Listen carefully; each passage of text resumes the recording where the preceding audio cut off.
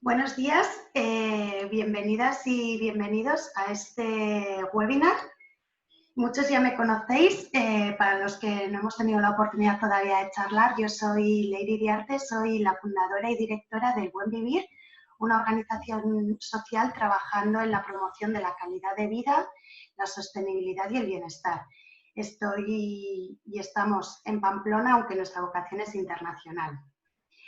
Este encuentro se encuadra en el ciclo de presentación de Un gran lugar para vivir, que es un esquema que ayuda a municipios, ciudades y territorios a medir, mejorar, certificar y comunicar la calidad de vida para la ciudadanía. Hoy es nuestro sexto encuentro y lo hemos titulado La promoción de la felicidad como asunto político. Me cuesta mucho imaginar que pudiésemos haber encontrado mejor acompañante que Javier Elcarte para tratar este tema.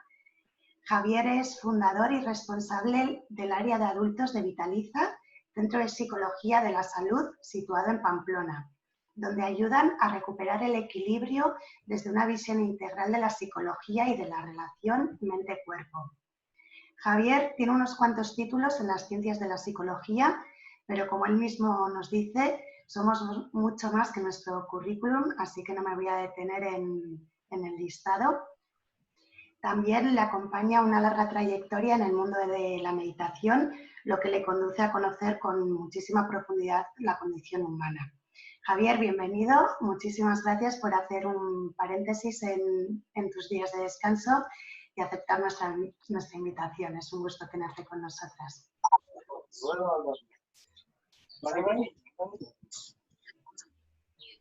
No, Javier, ¿tienes el micrófono apagado, por favor? Esto no estaba previsto. Pues gracias Leire y gracias a todos por estar en este webinar. No estoy muy avezado yo en esto de los webinars. Siempre hago trabajo directo en meditación terapéutica, pero bueno, voy a intentar hacerlo lo mejor posible, ¿vale? Ok. Gracias a todos otra vez. Muy bien, pues gracias, Javier. Antes de empezar, si no os importa, por favor, las personas que no estéis hablando, silenciad vuestros micrófonos para que no haya ruido de fondo. Si alguien quiere plantear cualquier pregunta o comentario, lo puede hacer en la herramienta del chat, que está en la parte inferior de la pantalla, y yo iré trasladando a Javier todos los asuntos que vayan surgiendo. Si te parece, Javier, empezamos pues dándole sentido a lo que estamos haciendo, ¿no? A definir la felicidad. Sí, cuando me presentaste el tema, bueno, era sugerente, pero como te decía, inquietante también. Es decir, hay que empezar a elaborar el discurso, yo creo, desde el concepto de felicidad. Que yo que he estado en unos mundos...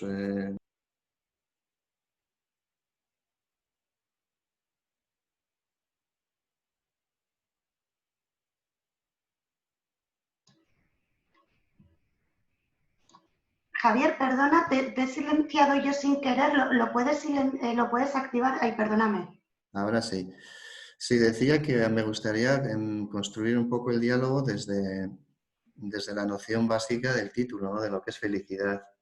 Porque si no, la traducción, como te decía antes, de happiness, en el mundo del que yo me he movido, del budismo, tiene un sentido un poco más profundo que el de felicidad apetencial, digamos, occidental, ¿no? Y el otro día comentaba con una compañera de radio, con la cual hago un programa mensual, comentaba el título y me decía, uy, qué miedo hablar de felicidad cuando, claro, mucha gente te está diciendo con todo lo que está cayendo y lo que tenemos encima, eso de estar feliz, ¿qué significa, no? Yo incluso tengo un escrito por ahí que hablaba de la ley de ser feliz como elemento asegurador de lo contrario, de la infelicidad. Esta especie de concepto nuestro de que por ley tenemos que estar siempre contentos, no nos tiene que doler nada. Por lo tanto, si eso no funciona, si no estoy siempre contento o si me duele algo, pues es un error o es una patología o es un error, o yo soy fallido, o alguna cosa así. Sin embargo, el concepto de happiness del mundo de la meditación tiene más que ver con una paz interior, tiene más que ver con el equilibrio. Entonces, si partimos de felicidad en el sentido de equilibrio, de paz interior, de resonar con todo lo que nos rodea, que incluye a los seres humanos, de ser parte de algo y de estar en paz, es decir, en esa sensación de ser uno con todo, pues ahí sí me encaja muy bien el concepto y sí me encaja los esfuerzos que se están haciendo de llevar al mundo, a la sociedad, incluso a la industria y a todo, a la productividad, pues a una sostenibilidad y algo que sea más equilibrado. Entonces, desde ahí yo encantado de participar en una especie de, no sé, entiendo que esto es un anuncio, ¿no?, de lo que queréis hacer. Me comentaste y estoy encantado, pero siempre desde esa noción de equilibrio. Es decir, nosotros somos parte de un todo que tiene un equilibrio, luego iremos hablando, y si entendemos la felicidad como ese resonar con ese equilibrio, ese sintonizar con lo que nos rodea, sobre todo con el resto de seres humanos, y adecuar nuestra supervivencia a ese equilibrio, entonces la felicidad en el sentido profundo de paz interior y de sonrisa interior, pues encaja perfectamente. No sé si lo he enmarcado bien, pero yo quisiera empezar por enmarcarlo así. ¿Ok? Se me escucha bien ahora, ¿no? Ok. Sí. ¿Tú Pues crees, nada. Javier? Sí, gracias. Creo que esto es fundamental, ¿no? Empezar definiendo de lo que estamos hablando. Y sí que puede haber como mucha confusión en qué significa el término felicidad. Y gracias por aclararlo. ¿Crees que ahora, con todo lo que nos ha pasado de la pandemia, crees que es una oportunidad para poder trabajar en este tema, hacer algo con este tema? Pues claro, es que si lo entendemos así, cualquier crisis, cualquier experiencia dolorosa, en el sentido griego es una oportunidad, como bien sabéis. Por lo tanto, desde el mundo profundo de la meditación y la terapia, para mí la terapia es la vida y la vida es la terapia, desde ahí cualquier evento que nosotros tengamos que afrontar siempre es una oportunidad.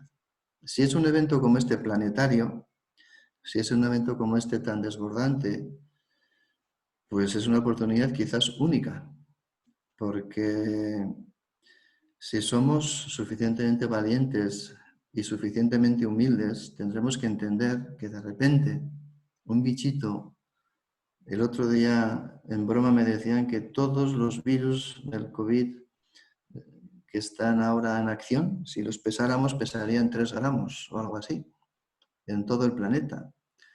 Entonces de repente aparece un bicho con nombre casi computacional, de no sé qué, de números, que no sabemos de dónde viene, que se ha saltado del pangolín, ha saltado de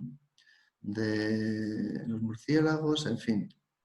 Ha habido una mutación o no, incluso algunos más conspiranoides hablan de alguna intervención humana. El caso es que hay algo invisible que acecha, que nosotros no podemos controlar, que no conocemos y que desborda absolutamente nuestro sistema.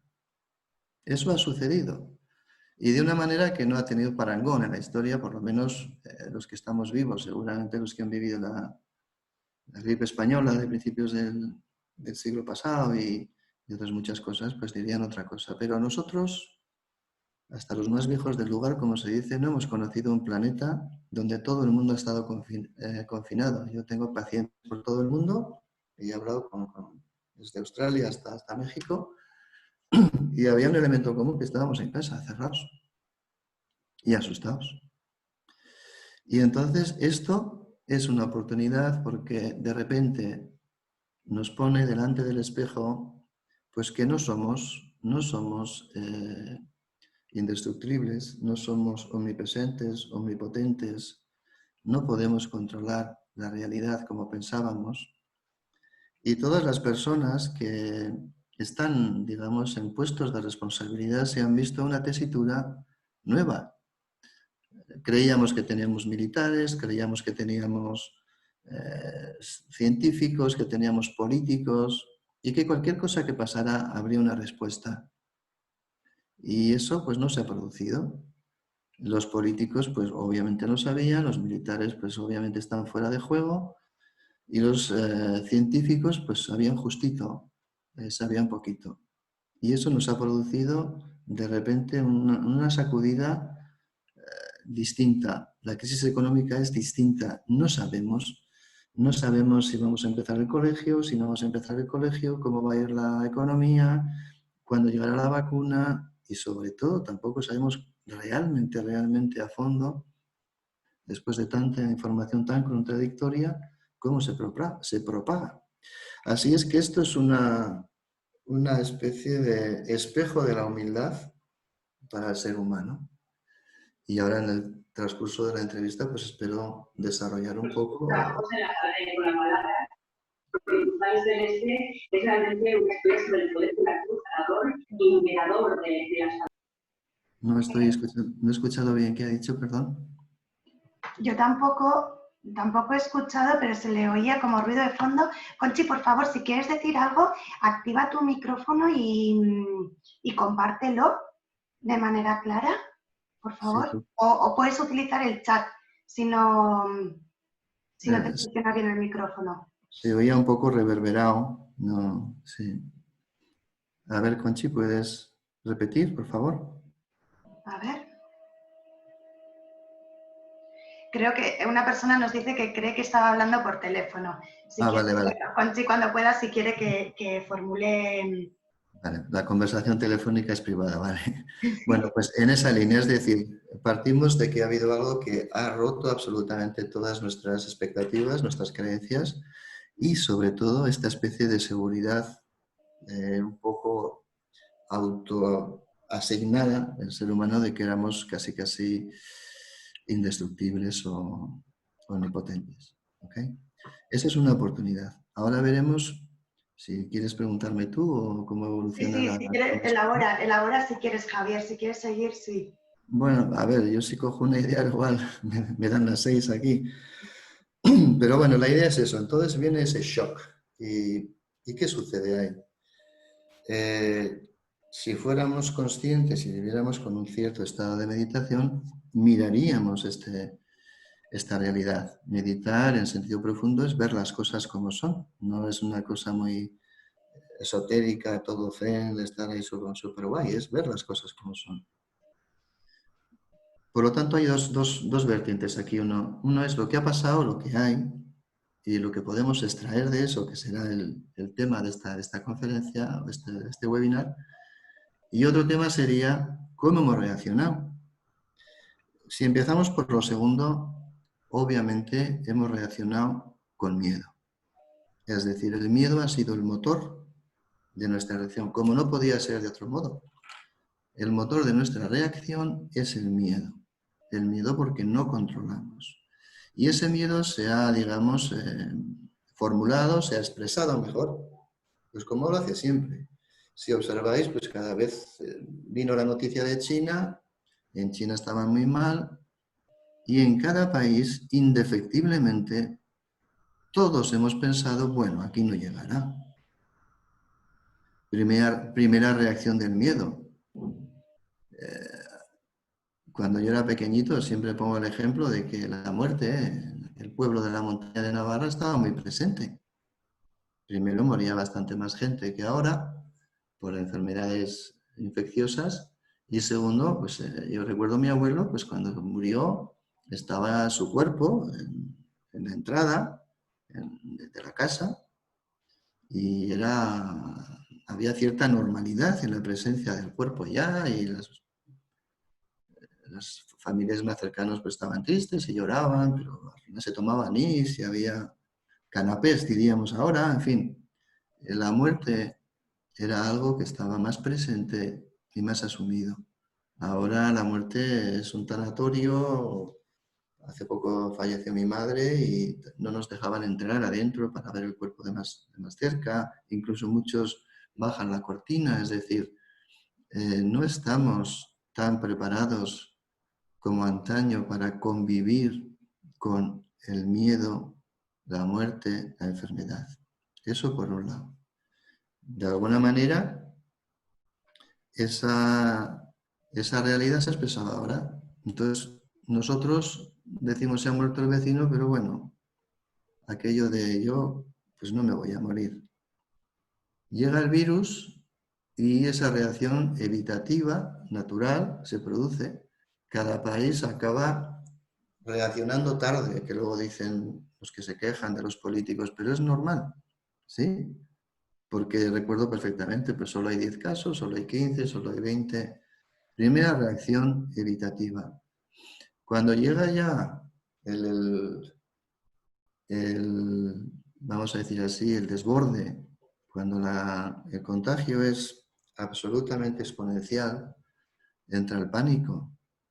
Y cada país pues reacciona de una manera pues improvisada, digamos, se confina y van como por una especie de escalada, un país detrás de otro. Algunos al principio un poco más osados, pues no hay nada, es una gripe, no sé qué, pero en realidad al final todos han terminado confinando, todos han terminado tomando medidas y ahí se ha producido el segundo fenómeno del miedo humano, es decir, es un shock. Es un shock, estamos todos enclaustrados. Al principio, con cierta euforia incluso, pues oye, qué gracia, ¿no? Desde el balcón y solidaridad y nos encontramos y hay una especie de impulso, pero luego se alarga y estamos ya con 5 meses y hay brotes, en Navarra hay brotes. El miedo está, es un miedo denso, es un miedo insidioso que está. Y de hecho, aunque la gente diga, no, es que la gente no tiene miedo, la gente tiene miedo, está. Otra cosa es que te tomes 2 cervezas o que no hayas visto a tu nieto en 3 meses y acabes y el impulso te dé darle un abrazo o que tomes un poquito de alcohol y pierdas la consciencia y no cumplas las reglas de distancia, etc. Y ese miedo se ha expresado como también siempre se expresa en el ser humano. Primero, nos aturde tanto que buscamos culpables el presidente del país, el que da las noticias de los muertos, el que sea. Y eso se ha observado de una manera muy característica con los sanitarios, a los cuales todos hemos aplaudido, pero a los cuales les hemos tenido algunos miedo y no queríamos que estén cerquita. Sí, qué buenos, pero que no esté en mi portal o no voy a... Es decir, el miedo estaba ahí. Y la reacción ha sido una reacción de miedo. Se ha echado en falta estamentos, sobre todo los líderes mundiales, que supieran estar a la altura de esta circunstancia con humildad, es decir, reconocer que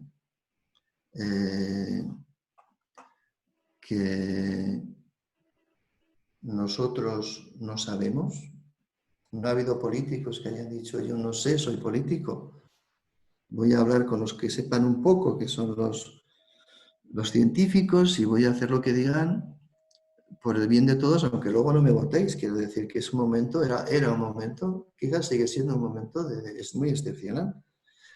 Hemos echado en falta quizás un poquito esa reacción de líder y ha sido una reacción más local, ha sido una reacción a una pandemia global. No se le ha dado una respuesta global, como estamos hablando aquí de estas instituciones internacionales. Se le ha dado una respuesta global con cada país, con intereses políticos, en fin. Ha sido una respuesta mediocre, ¿por qué? Porque está mediada por el miedo. El miedo a contagiarme, el miedo a perder el gobierno, el miedo a la economía, el miedo, el miedo, el miedo. Javier, ¿y tú crees que el miedo es algo que se va a ir yéndose la pandemia o se va a quedar? Pues sinceramente, primero el miedo siempre está. El ser humano El miedo es la emoción epigenética y evolutivamente más importante del ser humano. Somos hijos, en cierto modo, del miedo, es decir, sobrevivimos porque nuestro miedo activa nuestro sistema de alerta y hace que estemos anticipando lo que puede suceder. El miedo no es malo. Ahora bien, este miedo concreto se irá, pues depende de todo, depende del tiempo. El tiempo va pasando. No es el mismo el miedo ahora que el miedo que teníamos cuando estábamos en pleno confinamiento. El miedo ahora está siendo más sólido y si esto se prolonga a tiempo, el miedo se va a instalar. Y repito, el miedo en las personas actúa de manera distinta. Hay personas evitativas que matan el miedo y dicen, oye, da igual, y no sienten nada. Hay personas muy obsesivas que literalmente no salen de casa y no están saliendo de casa. Esto es. Entonces, volviendo un poco al otro aspecto, que es lo que nos toca en esta conferencia, en este webinar, la pregunta es, ¿qué nos puede enseñar la pandemia? ¿Qué nos enseña? Hemos visto la reacción del miedo político, económico, social y personal. Pero hay una enseñanza aquí. ¿Qué está pasando? ¿Qué ha pasado? ¿Realmente qué ha pasado? Pues hemos tenido una pandemia que al parecer tiene que ver con una mutación de un virus. Virus que en principio es natural, es decir, un virus es la primera forma de vida en el planeta. Y el virus es un parásito que convive, que bien sea en el murciélago, en animales o en nosotros. Y al parecer se ha producido un salto, que no es el primero. Ya hemos tenido varios saltos, muchos ni nos enteraremos y otros han tenido un impacto menor. Pero se está produciendo saltos, mutaciones de virus de animal a ser humano.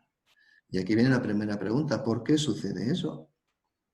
Y yo trabajo con personas que están en el mundo de la investigación del cambio climático, la contaminación, y hace ya bastante tiempo que me pronosticaron una pandemia. Una pandemia significaba que, según ellos, el cambio climático y la proximidad, es decir, la invasión del ser humano de hábitats que antes no teníamos cerca, es decir, no estábamos tan cerca del murciélago, por ejemplo, ha hecho que cuando el clima cambia, pues todo muta. Las mutaciones nuestras nos iremos adaptando, se ven en miles de años en tiempo, y las mutaciones de una mariposa se ven en X años, y la mutación de un virus es mucho más rápida. El caso es que creo que me hablaban de no sé si el nombre es correcto, me hablaban de la teoría de la zoogénesis, que tenía que ver con que el cambio climático va a propiciar y está propiciando mutaciones que van a propiciar a su vez, secundariamente, pandemias. Y esta es una. Sí, Lo cual... perdona Javier, en ese sentido tenemos un comentario que nos hace María Luisa Toribio diciendo el proceso de rechazo, entiendo que de rechazo a la pandemia, es similar al que se está produciendo frente al cambio climático, pero el virus ha hecho más difícil evadirse de la realidad. Nos enseña que estamos destruyendo el planeta, la pérdida de biodiversidad. Efectivamente. Entonces, la primera consecuencia, o primera, digamos, lección, es que el virus no ha aparecido porque vino el cometa Halley, sino es producto, efectivamente, y va ligado directamente con el cambio climático y nuestra intervención en el planeta.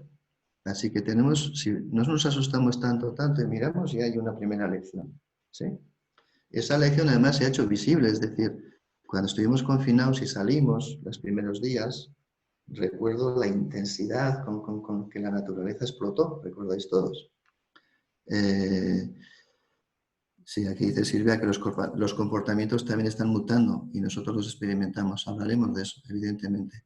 Entonces, como no estoy muy acostumbrado a esto, cuando me salen, ahora me he dado cuenta que me salen aquí lo que escriben los compañeros. Bueno, entonces, ese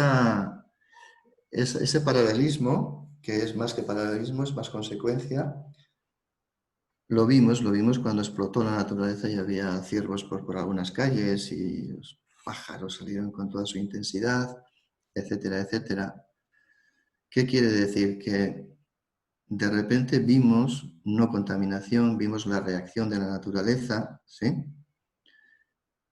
Y vimos cómo hay un cambio climático, es decir, hoy es más difícil y es una consecuencia positiva que puede ayudarnos al proceso de vuestras organizaciones. Hay una primera consecuencia positiva, que es que ha hecho más consciente o más físicamente visible lo que supone realmente lo que estamos haciendo, el cambio climático, la contaminación y el impacto que tiene nuestro actuar en la naturaleza. ¿De acuerdo? Segunda cosa. Claro, ahora es cuando ya encuadrado así, obviamente en un entorno de miedo y en un entorno de pandemia, la felicidad o la paz o la serenidad se pierden, ¿sí?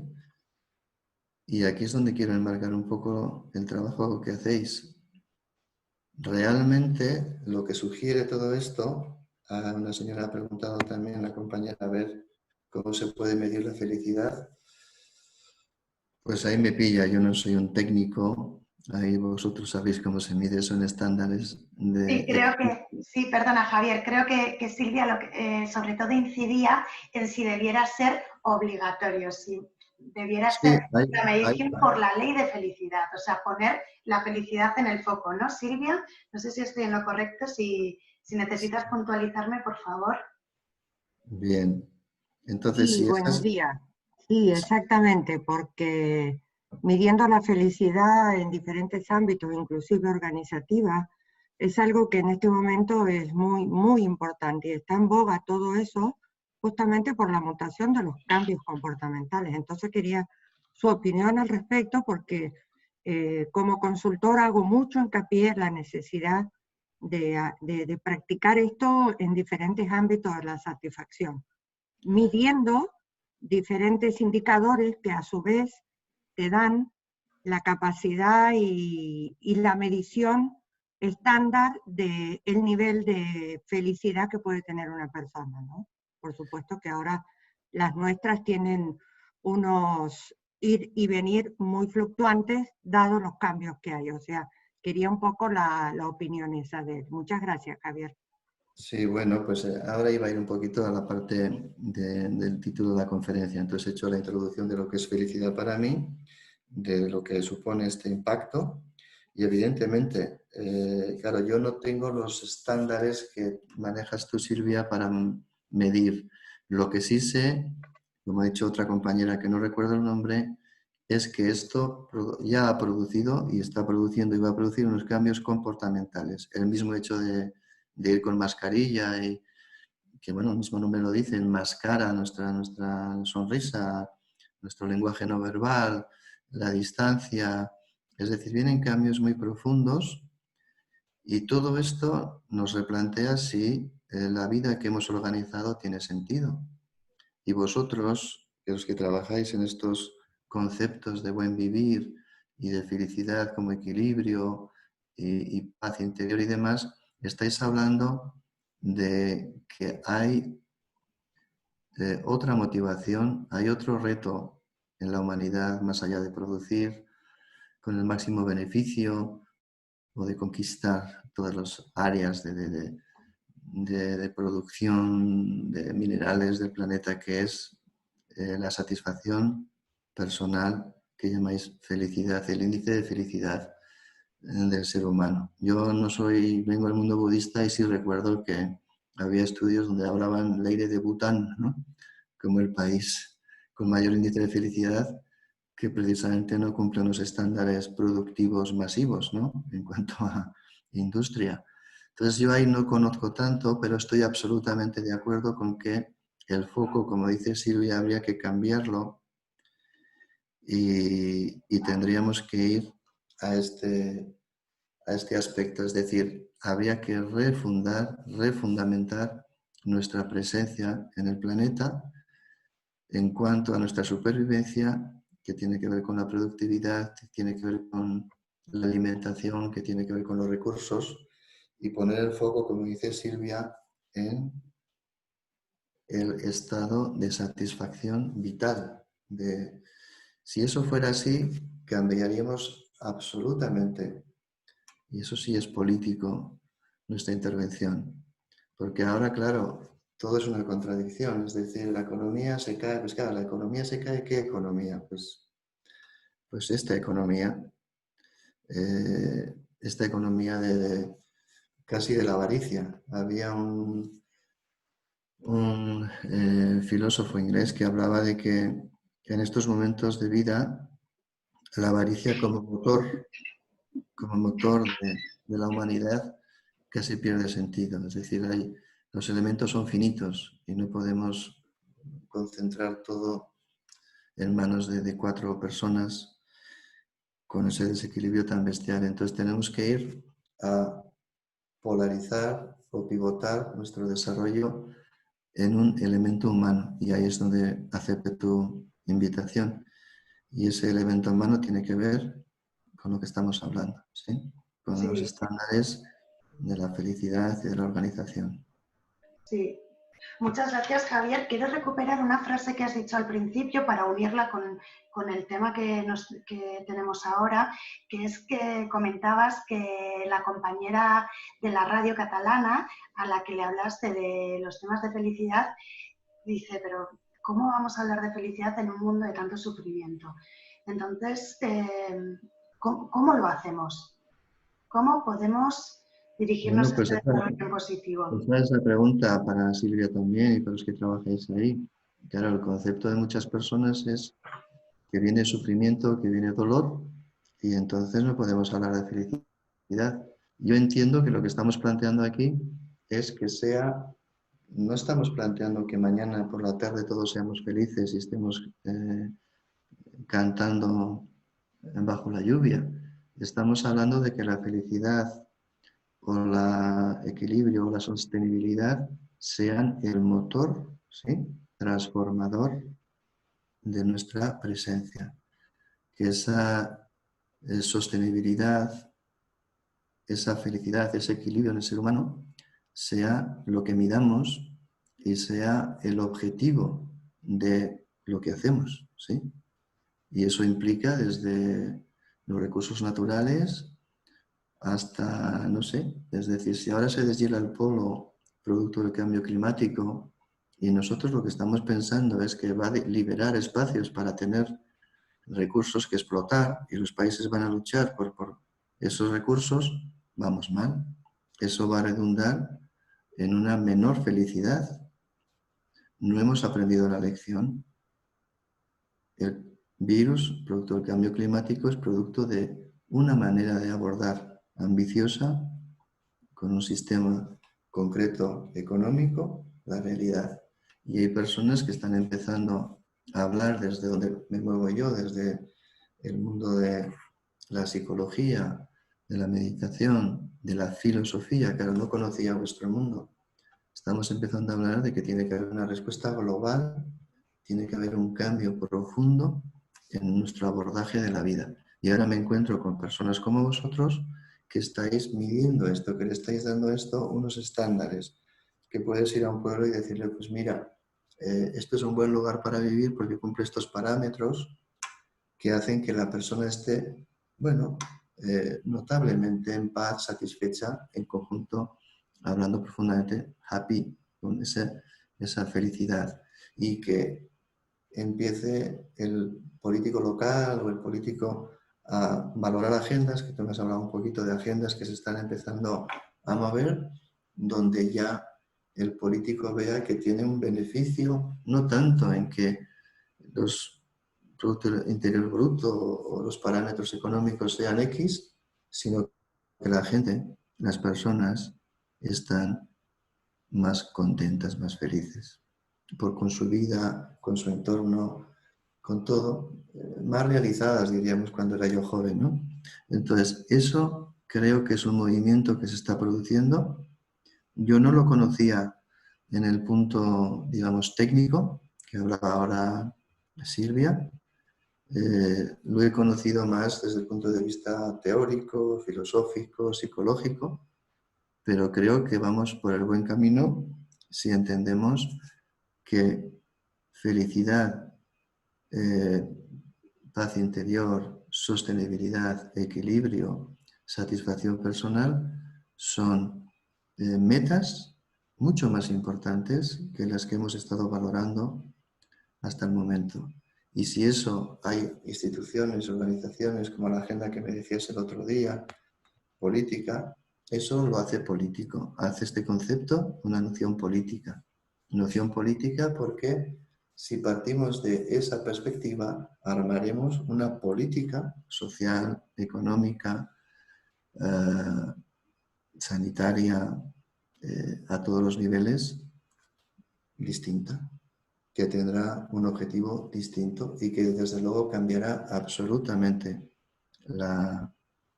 nuestra intervención en la Tierra, nuestra presencia aquí. Y eso tendrá también, obviamente, si me vas a preguntar también por ahí, humanamente, nuestras relaciones humanas son un cambio grande también. Muy bien, muy bien. Gracias, Javier.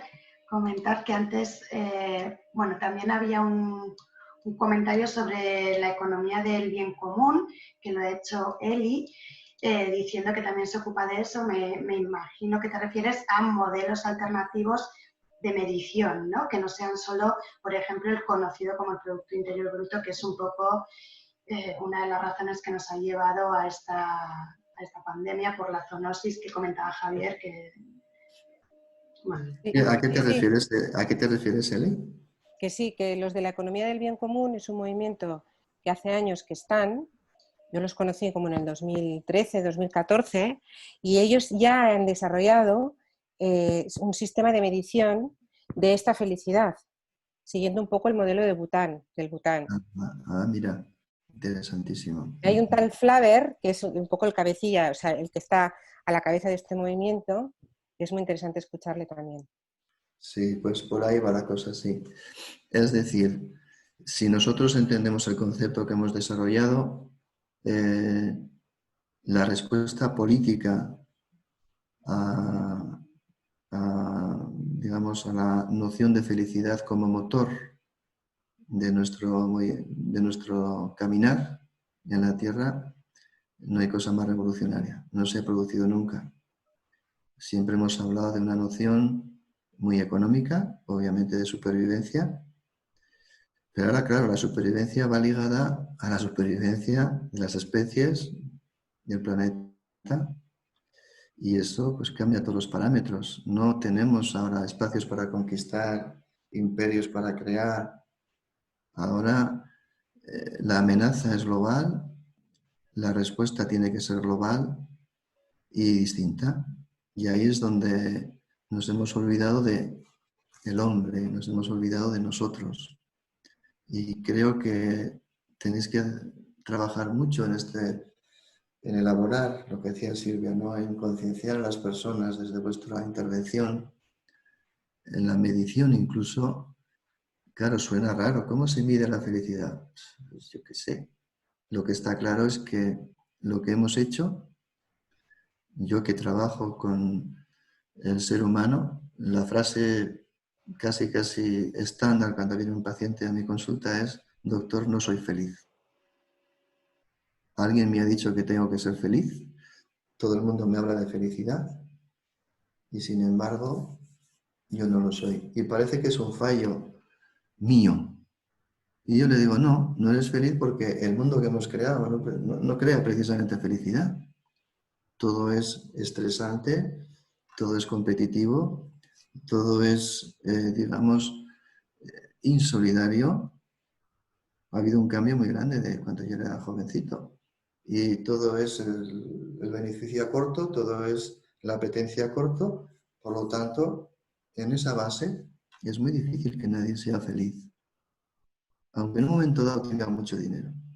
Por lo tanto, evidentemente, yo que lo vivo desde lo más humano, hay una contradicción bestial entre una especie de asunción de la felicidad como algo que tendría que ser, porque eso nos vende el sistema, y la percepción de una tristeza profunda y de un miedo casi subyacente a todo, y la noción de que las personas creen que no son felices porque fallan personalmente, y no es así.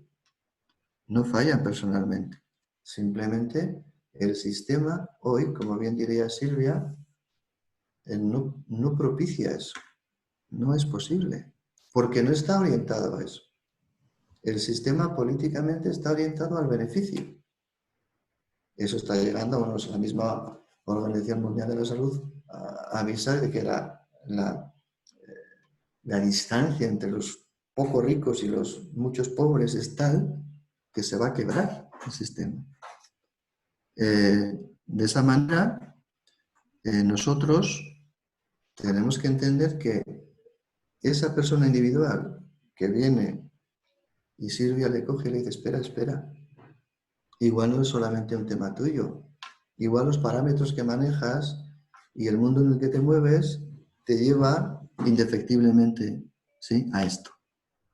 ¿Se puede cambiar? Claro, ahí es donde entra, digamos, estos conceptos nuevos.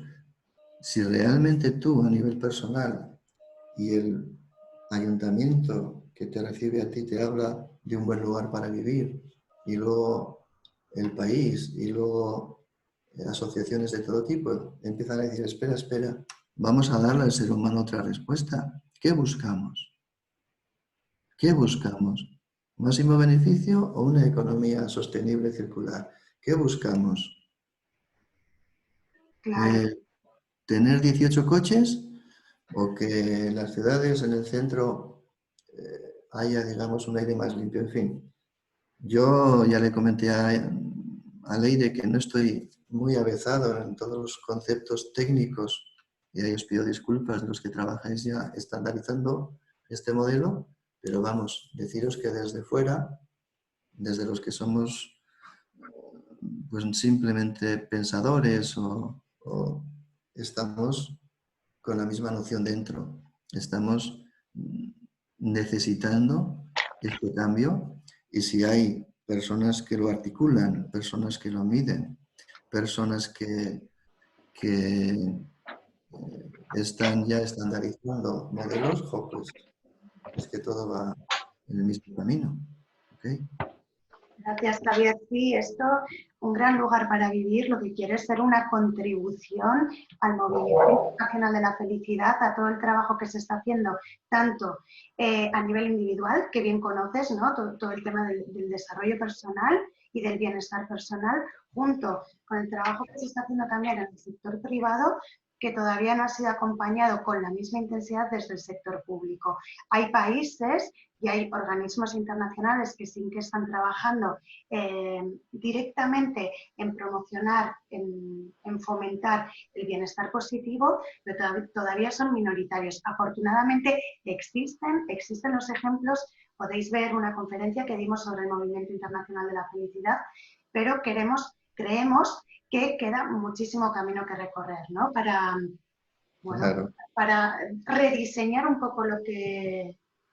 Entonces, claro, entonces la idea de fondo, lo que quería hablar yo hoy es esto, es decir, la pandemia es un espejo que nos dice, ojo, vais mal, no es así, nos dice que viene de nuestra intervención, cambio climático, etcétera, etcétera, y nos pone sobre la mesa la respuesta.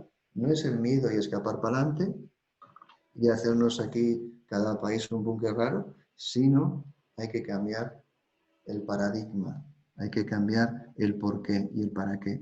Y en ese sentido tenemos que hacer un planeta con todos los componentes sociales que vayan hacia este objetivo, que sea sostenible para que nosotros vivamos, bueno, pues como la misma naturaleza nos enseña, ¿no? Cuando yo vi la explosión aquella me sentí embriagado, fue casi una experiencia de meditación, ver cómo la naturaleza en 2 minutos se explotaba y no se acordaba de nosotros. Es el ejemplo. El cosmos, el planeta tiene un equilibrio y nosotros tenemos que ser capaces de ir con ese equilibrio. Nosotros no podemos romperlo. Nuestra felicidad tiene que ver con ir con ese equilibrio, con esa inteligencia natural. Y ese es el cambio que proponéis muy inteligentemente. Ha habido un chico aquí que ha escrito algo así como que quería poner una canción de rock, que creo que sería interesante. No sé quién era. Daniel, algo, no me acuerdo. Me ha aparecido de aquí. Sí, sí, Propongo, está aquí, está aquí. no sé. Jan Meléndez, no sé si quieres comentar algo, por favor, abre el micrófono.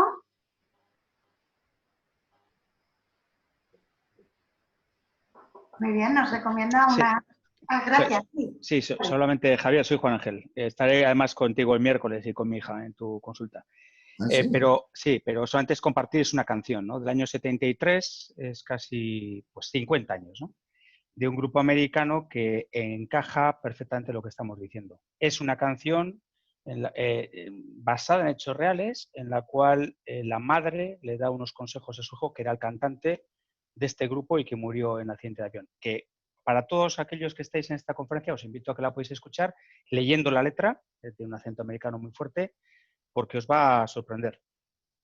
Entonces es un Muy link bien. en YouTube, es buscar Simple Man de Lynyrd Skynyrd y escucharla, porque es uno de los himnos americanos al rock, pero la letra tiene un trasfondo que nadie se lo espera.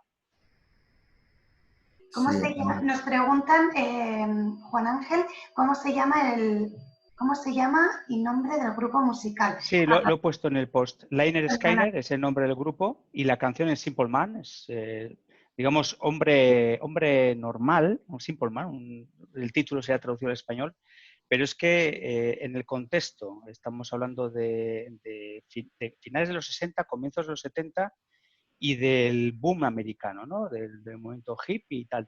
Entonces, pero es un mensaje que yo personalmente, yo también he estado en algunas escuelas de negocios y lo he invitado a poner en muchas de las escuelas de negocios en las que yo he estado y llama la atención. Entonces, os invito a que lo podáis escuchar y reflexionar sobre su contenido en cuanto a la letra.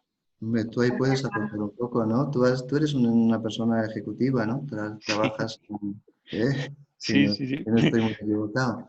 Sí, sí, Claro. por eso he defendido esta canción en muchas de las escuelas de negocio, porque va justo a la contra de lo Te que iba, en las te iba escuelas a de negocios. decir, ¿qué hace un chico como tú en una fiesta como esta? Bueno, pues ya me conoces, entonces pues esto. Pero es interesante porque sobre todo en lo que se ha enseñado en los últimos 20 años en cualquier escuela de negocios, en cualquier parte del mundo, ha sido precisamente a no ser sostenibles con nuestro medio ambiente, ¿no? Buscamos el máximo beneficio en el menor tiempo posible, no nos importa digamos, el ecosistema. Y lo que has comentado tú antes, Javier, es verdad. Una de las grandes presiones que hay ahora mismo en Rusia y en Canadá es que realmente el cambio climático acabe con el Polo Norte, no haya hielo, y esto es simplemente, hay muchísimos estudios que ellos los tienen hechos y que básicamente lo que demuestran es que un barco que sale del norte de Noruega o de Suecia o de Rusia y que llega a Tianjin, que es Pekín por el Polo Norte, pues tarda como aproximadamente 2 semanas menos que lo que tarda actualmente por todo el Índico, ¿no? O sea, Atlántico, Mediterráneo, Índico o bordando África. Entonces, hay muchísimos intereses orientados a que esto ocurra, básicamente a que desaparezca el Polo Norte. Y eso efectivamente no es sostenible. Porque cuando eso ocurra, cuando nosotros no lo viviremos, pero cuando eso ocurra, las generaciones que vienen, además de todos los animales que hay en el norte, osos, etcétera, todo esto habrá muerto, ¿no? Y es así. Entonces, en todas las escuelas de negocios en las que yo he estado estos últimos años, te enseñan a maximizar el beneficio en base a números, básicamente, ¿no? Incluso las personas somos números, pero menos de lo que significa un número, ¿no?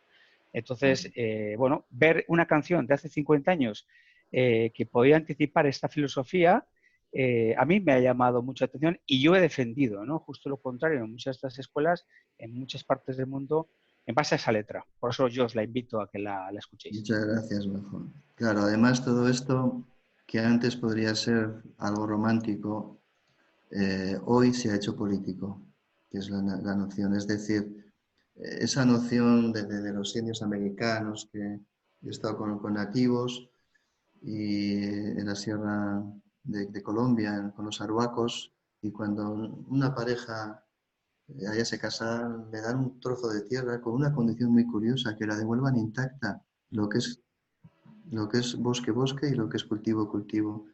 Entonces esa noción que ha estado en el mundo, como dice ahora el compañero hippie, hoy ya no es una noción romántica, es una noción política. Por eso estamos hablando de eso. Es decir, hoy es algo que es inevitable. O es por aquí o se termina. Y como dice el compañero, el cambio climático va rapidísimo. Yo tengo, ya os digo, un amigo investigador que investiga esto y me dice, no es que vaya rápido, es que ya está. Podemos ver cómo nos adaptamos. Y lo que han dicho los dos compañeros va a producir, claro, no es que el polo se derrita y tengo barcos y entonces en Santander, que es donde estoy ahora, tengamos que usar aire acondicionado. No, es que muta todo. Todos los animales y seres vivos van a mutar. Y ahí vienen las pandemias y los cambios de las corrientes marinas y todo. Y no sabemos cómo va a ser. Podemos prever que el barco, como dice el compañero, va a ir más rápido, voy a ganar más beneficios, pero el cambio, como hemos visto con la pandemia, no lo controlamos. Y ahí está el reto, y por eso cuando me dijiste pues, para colaborar, en lanzar un poquito de esto, dije, bueno, pues qué cosa más curiosa medir la felicidad y tal, pero yo mismo salgo concienciado de aquí, de la necesidad política, de que el bienestar del ser humano, no bienestar porque tengo mucho dinero o voy a muchas fiestas, el bienestar del ser humano, que llamáis felicidad, tiene que estar en la base política, porque ya es ineludible, no hay vuelta atrás de toda nuestra acción, incluso de las escuelas de negocios, como dice el compañero. Así que espero pues, que de alguna manera, humildemente, desde mi parte más humana, más psicológica, pues haberos aportado. Estamos todos en muchas ciencias humanas con la misma noción, con la misma impresión y esperamos que tengáis éxito en llevar estas estandarizaciones, estos protocolos a los estamentos con poder de decisión.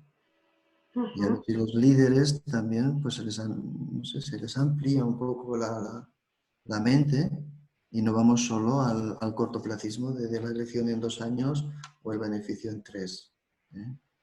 Porque países como China que pueden hacer proyectos a 15 años, pues tienen mucha ventaja. Es decir, vamos en un camino que hay que cambiar. Y lo que estamos hablando aquí, esa política focalizada en el hombre, en la persona, y no tanto en la productividad y en los índices macroeconómicos. Ojalá sea para bien. Sí. Sí. Muy bien, Javier. Bueno, a mí me ha encantado escucharte porque creo que tus palabras tienen mucha verdad. Son muy sencillas, pero ahí está de verdad la esencia para mí de hacia dónde hay que ir. Que las podemos liar, ahora podemos hacer un índice y todo, pero el índice no tendrá sentido si no tiene un propósito claro, ¿no? Y creo que esto es lo que... Mi aportación es humana, no es técnica, así que entiendo que habrá personas pues, que esto les parecerá pues, muy sencillo, pero lo más sencillo es lo más difícil.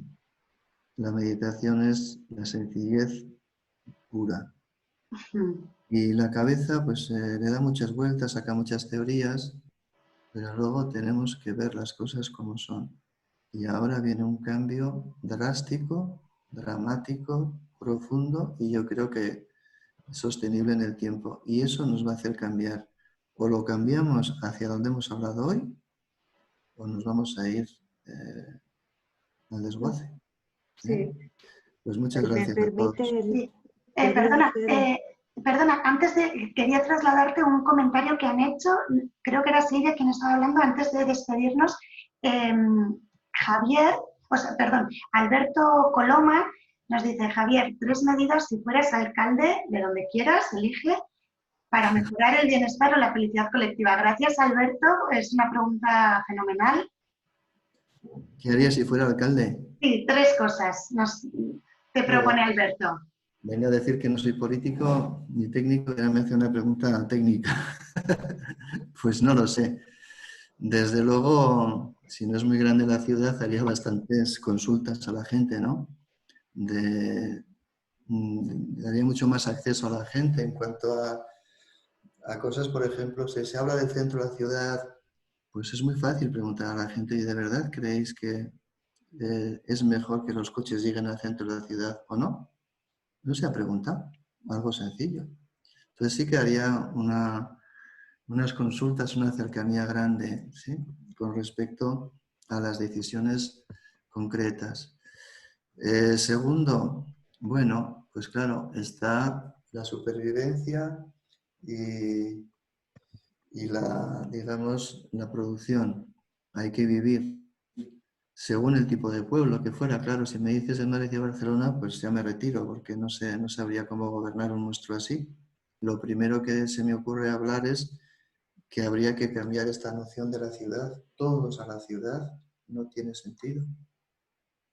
Por lo tanto, lo que yo intentaría es desarrollar todo tipo de actividad económica sostenible que haga que las personas se queden en la ciudad pequeña o el pueblo pequeño. Desde huertos ecológicos que ahora están proliferando porque es natural, hasta empresas mucho más, ¿cómo le llaman ahora? Estas empresas que están que son simbióticas con el terreno, ¿no? Pues aprovechando los recursos desde cervezas locales hasta queso, hasta cuero, hasta muebles, es decir, promover todo tipo de productividad que haga que las personas se queden. Y ahí sí, lo mismo, si vamos a consultar qué hacemos con las calles, con el tráfico, con las escuelas infantiles, consultar mucho menos política. Mira, aquí me viene un ejemplo. Yo tengo un compañero de trabajo que fue concejal de un partido en la ciudad y ha dejado en 6 meses porque cada cosa que decidían, si tenían que decidir, no sé, un aparcamiento, lo de menos era el aparcamiento. Era si un partido decía aparcamiento sí, el otro decía no, y no se abordaba eso de una manera técnica. Entonces, segunda cosa que haría yo sería despolitizar y tecnificar mucho la respuesta. Y luego, ya que estamos aquí, pues la tercera sería hablar con expertos como Silvia, como tú, como alguno que está aquí, o que escuchen después, y ver cómo se puede, digamos, hacer de mi ayuntamiento un buen lugar para vivir, ¿eh? ¿De acuerdo? Entonces, tener un contacto directo con las personas, que hoy hay medios, fíjate, estamos aquí, hay medios, hacer que las ciudades y los pueblos tienen que sobrevivir, si no, esto va mal. Si todos vivimos en Madrid, esto va a colapsar. Entonces, la España vaciada, no sé qué potencial, pero claramente que no se vacíe. Y tercero, pues hablar con gente como vosotros, que ya estáis con protocolos y con parámetros que puedan ayudar. Es decir, lo mismo que un político no sabe de cómo funciona una pandemia, pues yo no sé cómo funciona la articulación de esto que estamos hablando en estándares y en protocolos sociales, sanitarios, etc. Así que comunicaría mucho con la gente, lucharía por traer todo lo que se pueda sostenible a la ciudad para que sobreviva mi gente, y tercero, me apoyaría en los que saben a la hora de los estándares. Es decir, lo que he dicho del político que debe decir no sé, yo digo no sé, hablaría con los que saben para los estándares de aplicación de esto que estamos hablando. ¿Ok? Muy bien, tres grandes propuestas, Javier, muchísimas gracias. Nos dan muchos participantes las gracias, te agradecen lo que has dicho. Es emocionante escuchar lo que dices. Comparto esto totalmente, no sé en qué momento de la conversación. Estoy también asustada, pero voy para allá, a contribuir a ese camino. Entiendo que a la visión que has planteado, estamos en ello. No sé si hay alguien que tiene algún comentario adicional, alguna pregunta del último minuto. Bueno, sí, Leire, como siempre la argentina charleta tengo que ser yo.